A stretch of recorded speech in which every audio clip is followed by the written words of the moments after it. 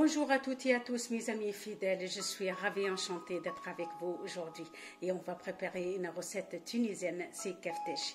Cette recette, d'habitude on le prépare à la friture, mais aujourd'hui je vous le prépare à ma façon, cuisine malienne, au four, pour les gens qui font des régimes, qui ne veulent pas la friture. Les ingrédients pour notre recette, alors il me faut des pommes de terre, des courges, des oignons, poivrons verts rouges, tomates, des œufs, d'huile d'olive, les épices, alors il me faut coriandre, poivre noir, de l'ail et de sel, on n'ajoute rien d'autre à part ça. On va commencer notre recette, alors on va couper tout ça, des petits morceaux, c'est une recette très facile à préparer, surtout lorsqu'on le prépare au four, ça prend pas beaucoup de temps et on le prépare rapidement, surtout lorsque on a des enfants, on n'a pas le temps, donc alors on met tout ça au four et on fait autre chose. Alors on va couper tout ça et je reviens. مرحبا بكم اصحابي وحبايبي في كوجينة مالية. اليوم باش نحضر لكم كفتيجي في الفور رسيت تحفونه برشا الحقيقه وما تطلبش برشا وقت، والوصفه هذه نورمالمون احنا نحضروها بالقليين. اليوم انا باش نحضرها لكم في الفور، ما تطلبش برشا وقت وما تطلبش برشا زيوت وكوجينتنا تبقى نظيفه. شنو يلزمني انا للروسيت نتاعنا؟ يلزمني قرعه والاحمر، ويلزمني بطاطا وبصل وفلفل احمر واخضر، اذا كان تحبوا نحطوا اخضر برك وحار تحطوا على رواحكم. انا اليوم اللي ضياف نتاعي ما ياكلوش الحار، باش نطيب لهم كفتيجي ماهوش حار الحقيقه وما فيش زيوت. وعندنا طماطم خضراء وعندنا البيض، اللفاح ماهيش حاجه كبيره، انا خرجت التابل فلفل اكحل وشويه ثوم وملح، زيت زيتون لا اكثر ولا اقل. هذوم الكل مش نقصوهم ومش نحطوهم في الفور ونمشوا كذا كان عندنا قضيه نمشوا نقضوها على رواحنا. نبدو نقصوا توا البطاطا نتاعنا والبصل والحاجات ساعه قبل كل شيء باش نحط الفور يسخن، باش كي نحط البلاطو نتاعي فيسا نربح الوقت. للطون انا قصيت البطاطا نتاعي والبصل والخضره هذه الكل موجوده. Au même temps, mes amis, j'allume mon four à 180 en attendant que je coupe mes légumes. Tout d'abord, je prends mon plateau et je coupe les oignons en premier. نقص البصل هو الاولاني ونفرشو هو الاولاني، خاطر هو اللي يطلب وقت كبير باش يطيب، ويطاب باغ يطاب.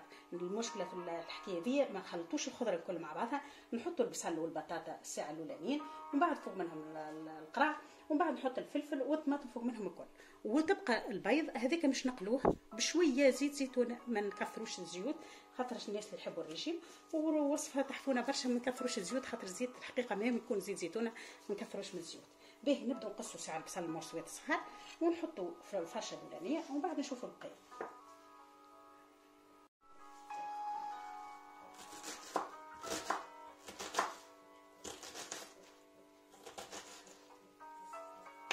باهي قصينا البصل نحطوه بالطريقه هذه.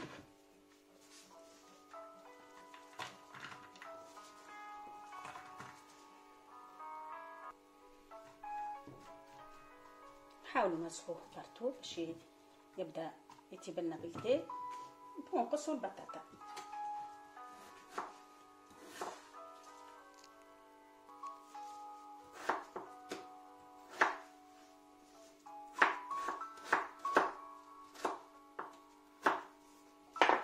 ناخذ البطاطا هذه نتاعي ونمسحها كيف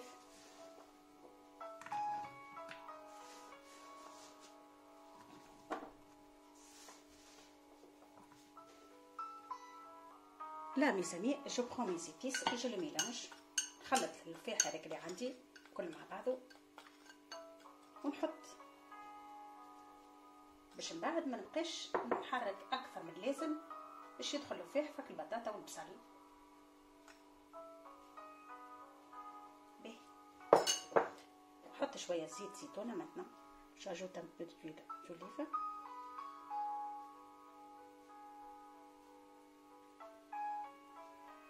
Maintenant, on va couper les courges.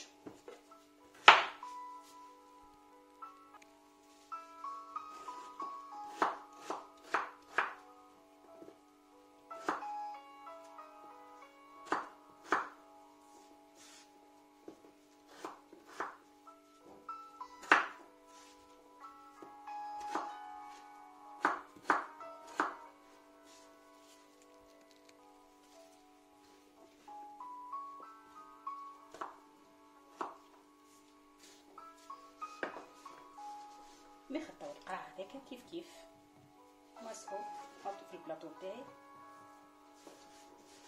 كيما تعرفوا تو السيزون تاع القرع، نمد بيكم تعملوا دي روسيت خضره نتاع السيزون باهي برشا.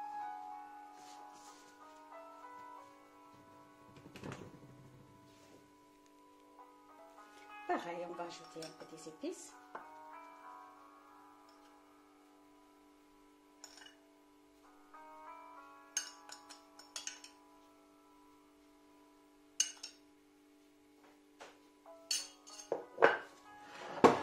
Maintenant, c'est le poivron. Le poivron, une fois que c'est lavé, le poivron تاعنا الفلفل تاعنا غسلناه كيما شفتوا، حيت ليه القلب تاعو نظيف.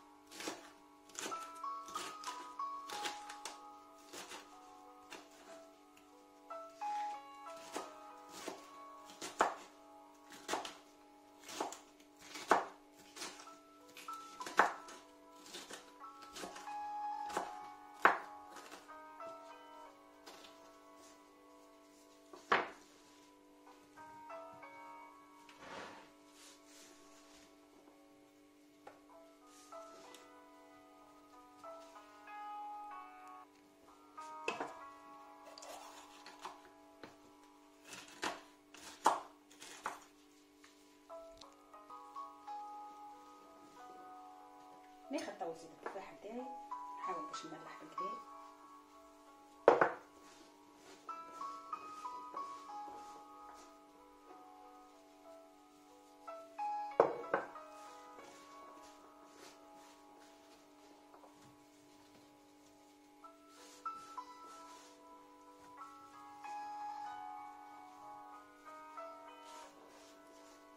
C'est une recette très facile à préparer.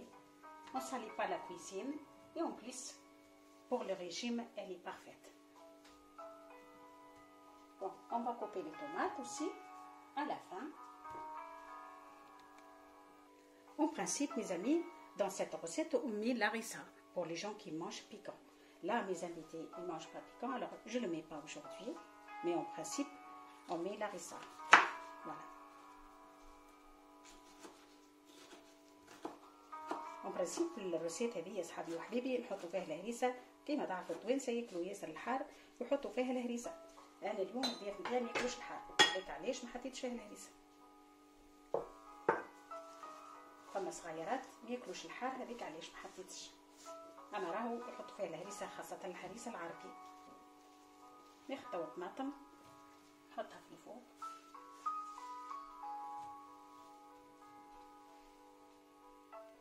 ناخذ تو بابي كويسون بعد ما حضرت الكل كيما شفتوا، وحطيت الطماطم هي الفوقانيه خاطر راها الطماطم تسيب الماء نتاعها، نحطوها باش تهبط عليك البطاطا والفلفل الكل باش يطيب بالكدا.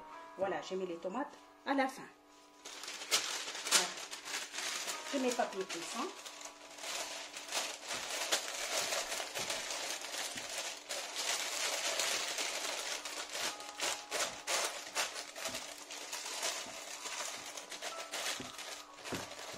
بالطريقه هذه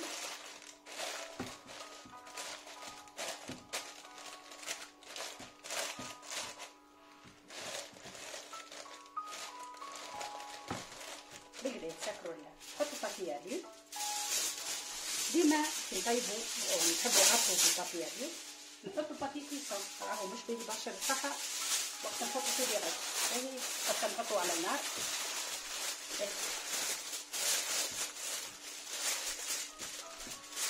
Et on va le mettre au four à peu près 1h moins le quart. سواعة غير ربع نحطوه في الفور ونتفقدوه إذا كان لزم.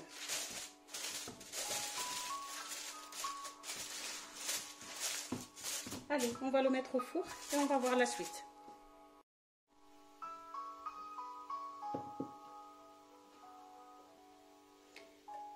والحاجة الوحيدة صحابي وحبيبي اللي مش نقلوها هي البيض، ونحن ما نحطوش ياسر زيت. Voilà, on va passer les œufs à la friture. C'est la seule chose qu'on va le passer à la friture. Je mets pas beaucoup. Voilà, l'équivalent de 2 cuillères d'huile d'olive. Et on va le passer à la friture.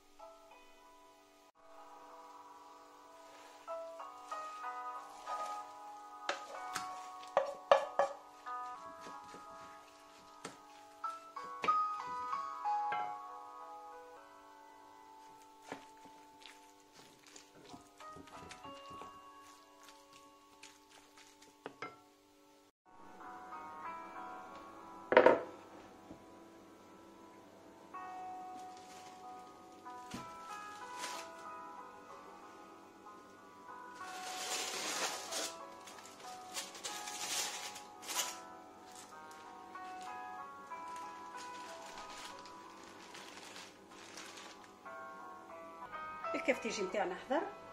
شنو باش نعملو توا؟ ناخذو الخضره هذيك الكل وباش نحطوهم على البيض. فوالا جو برون دوسومون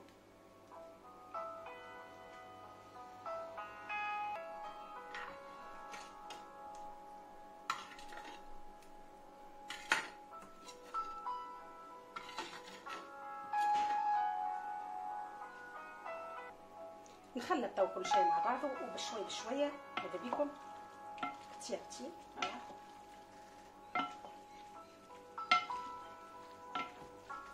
صحيح ماهوش مش يجي كيما المقلي، مي راهو يجي بنين وصحي وخير.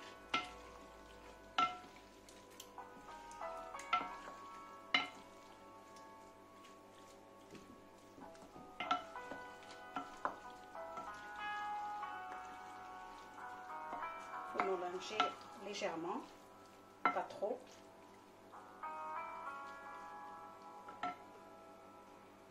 هذا هو الكفتاج نتاعنا في الفور كما تشوفوا صحابي وحبايبي. تزيدوا زيتون، تزيدوا معدنوس، تزيدوا تحبوا انتم تزينوا انتم باللي تحبوا انتم تشتهوا، وراهو صحي وخير. Voilà mes amis, notre recette est à la fin. Vous pouvez décorer alors votre assiette comme vous souhaitez, comme vous voulez, avec des olives, avec des persils. Moi maintenant je vais préparer une assiette pour vous.